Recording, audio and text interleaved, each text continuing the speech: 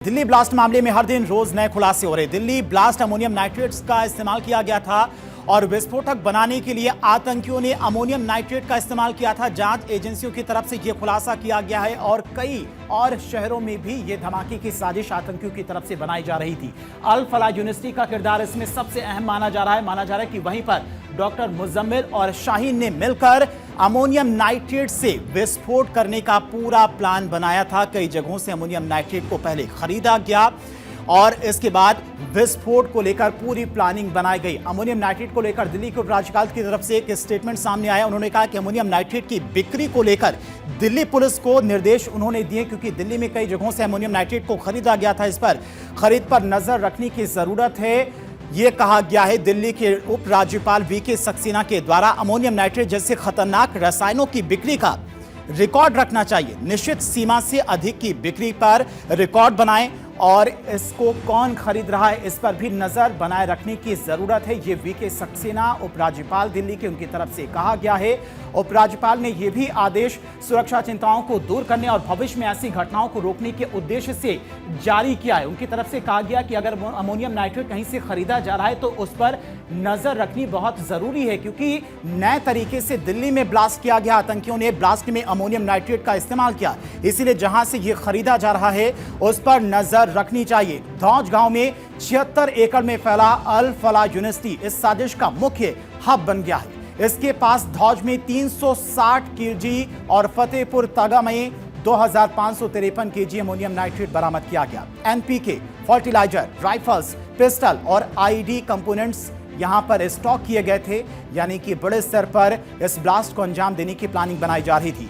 University hostel की building number 17, room number 13 और 32 को गुप्त मीटिंग पॉइंट बनाया गया। यहीं से बरामद डायरी में 25 से 30 नाम, कोडेड एंट्रीज और 8 से 12 नंबर की प्लानिंग नोट्स भी मिले हैं। यानी कि दिल्ली ब्लास्ट मामले की जांच जैसे जैसे आगे बढ़ रही है, कई चौंकाने वाले खुलासे हो रहे हैं और अब सुरक्षा एजेंसियों की जांच में फरीदाबाद की अल फलाह यूनिवर्सिटी के डॉक्टर मुजम्मिल और लेडी डॉक्टर शाहीन की मोबाइल की कॉल डिटेल और डिजिटल ट्रांसफर पेमेंट से चौंकाने वाली जानकारी सामने आई है। पता चला कि आतंकियों ने अपने मकसद में कामयाब होने के लिए मदद के नाम पर कई लोगों के रुपए बांटे, उनसे जानकारी जुटाई और उन्हें अपने ग्रुप में जोड़ने की कोशिश की। पैसे का लालच जोड़कर अपने साथ जोड़ने की कोशिश की ताकि इस ब्लास्ट को बड़े स्तर पर अंजाम दिया जा सके। ये प्लानिंग बनाई गई थी और कई डॉक्टर्स और अल फलाह यूनिवर्सिटी में काम करने वाले कर्मचारी इस वक्त पुलिस की रडार पर हैं और माना जा रहा है कि ये लोग भी इस ब्लास्ट में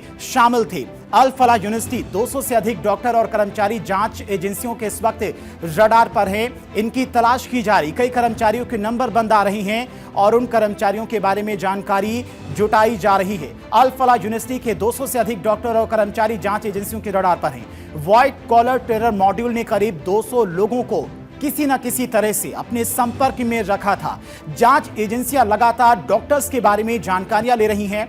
यूनिवर्सिटी से जुड़े 25 परिसरों की एनफोर्समेंट डायरेक्टरेट के अफसरों ने मंगलवार तड़के तलाशी ली और इनमें से करीब 60 लोग एनआईए और पुलिस की हिरासत में हैं, जबकि 40 मोबाइल फोन जब्त किए जा चुके हैं। इनमें से कई फोन एनक्रिप्टेड ऐप्स के सस्पेक्टेड ग्रुप से जुड़े मिले हैं। इनके बारे में चेन बनाकर जांच की जा रही है। अल फलाह यूनिवर्सिटी में चल रहे आतंकी मॉड्यूल से जुड़ी कई नई और अहम जानकारियां भी सामने आई हैं। जांच एजेंसियों के मुताबिक इस मॉड्यूल में शामिल सभी प्रमुख डॉक्टर्स की भूमिका पहले से तय थी।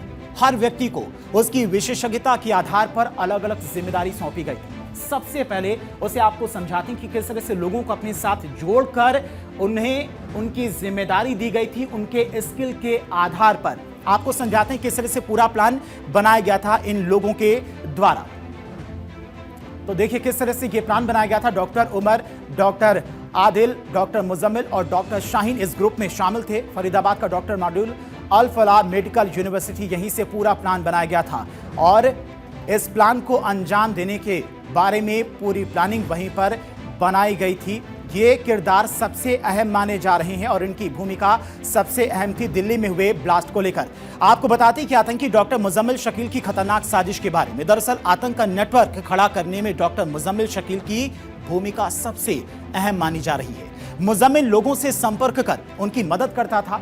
और इसी बहाने से उन्हें ग्रुप से जोड़ता था। मतलब मदद के नाम पर मुजम्मिल लोगों को आतंकी ग्रुप में भर्ती कर रहा था, लोगों को पैसे का लालच दिया जा रहा था और उन्हें बहकाकर अपने साथ अपने ग्रुप में शामिल किया जा रहा ताकि इस घटना को एक बड़े स्तर पर अंजाम दिया जा सके। डॉक्टर मुजम्मिल का आर्थिक जाल। लोगों की मदद की जांच में सामने आया कि डॉक्टर मुजम्मिल ने काफी संख्या में लोगों को आर्थिक मदद करके उन्हें अपने जाल में फंसाया, जिनमें से 20 से ज्यादा हिरासत में लोग हैं। मौलवी की जमीन में बनाए गए मदरसे में समरसेबल लगाने के लिए 35,000 रुपए दिए गए थे। बीमार पिता का इलाज कराया गया, ये भी एक मदद दी गई थी एक शख्स को और अपने साथ जोड़ने की कोशिश की गई थी। डॉक्टर मुजम्मिल लोगों को खुद से जोड़ने के लिए उनकी आर्थिक मदद करता था। डॉक्टर मुजम्मिल में से एक गरीब कश्मीरी स्टूडेंट के पिता जब बीमार हुए तो उसके परिवार को 50,000 रुपए भेजे गए और फिर मुजम्मिल ने इस स्टूडेंट से बाद में आईईडी असेंबल करने में मदद ली थी। सोचिए किस तरह से लोगों को अपने साथ जोड़ रहा था।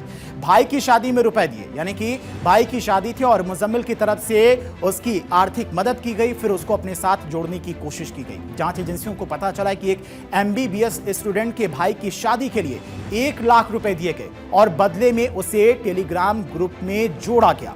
परिवार से बातचीत के रिकॉर्ड में मुजम्मिल कहते सुनाई देता है कि भाई अल्लाह की राह में मदद करो, सब ठीक हो जाएगा। और ये रिकॉर्डिंग जब्त मोबाइल से मिली है। मजदूर को बाकायदा 5,000 रुपए दिए गए। धौज के एक व्यक्ति को 5,000 रुपए ट्रांसफर किए।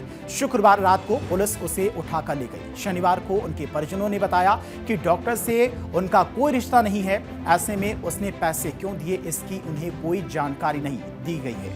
अब सोचिए किस तरह से लोगों को अपने साथ में ये डॉक्टर मुजम्मिल जोड़ रहा था और उन्हें पैसे का लालच देकर आर्थिक मदद कर उन्हें अपने ग्रुप में जोड़ने की कोशिश कर रहा था। मतलब मुजम्मिल पहले लोगों को खुद से जोड़ने के लिए उनकी आर्थिक मदद करता और फिर उनका भरोसा जीत लेता था। भरोसा जीतने के बाद मुजम्मिल उनको लोगों को अपने आतंकी ग्रुप में जोड़ता था और उन्हें अपने काम में जोड़ लेता था। उनके स्किल के आधार पर उन्हें उनका काम सौंप देता था।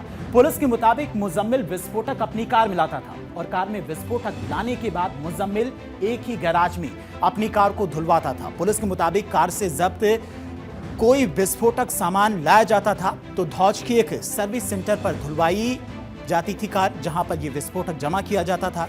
जांच के दौरान सर्विस स्टेशन संचालक के पास कई बार पेमेंट की गई जहां पर यह कार धुलवाई जाती थी और जिसके बाद पुलिस ने कार सर्विस सेंटर के मालिक को हिरासत में लिया, उससे भी पूछताछ की जा रही। जांच में सामने आया कि अल फलाह यूनिवर्सिटी में पढ़ने वाले छात्रों को एक्स्ट्रा फैसिलिटी दी जाती थी।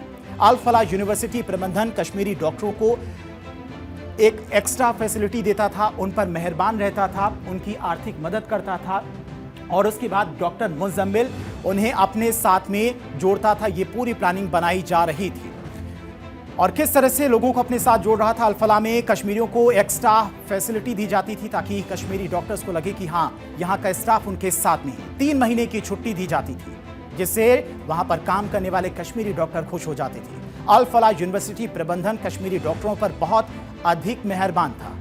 यूनिवर्सिटी से जुड़े एक डॉक्टर और स्टूडेंट ने नाम का कहना है कि कश्मीरी मुस्लिम डॉक्टर लंबी छुट्टी करके यूनिवर्सिटी से गायब रहते थे और फिर वापस आकर ज्वाइन भी कर लेते थे। वहीं एक सामान्य डॉक्टर को 10 दिन की छुट्टी लेने के लिए भी मशक्कत करनी पड़ती थी। दिल्ली में खुद को कार समेत उड़ाने वाले डॉक्टर उमर नबी 3-3 महीने की छुट्टी काट कर आता था।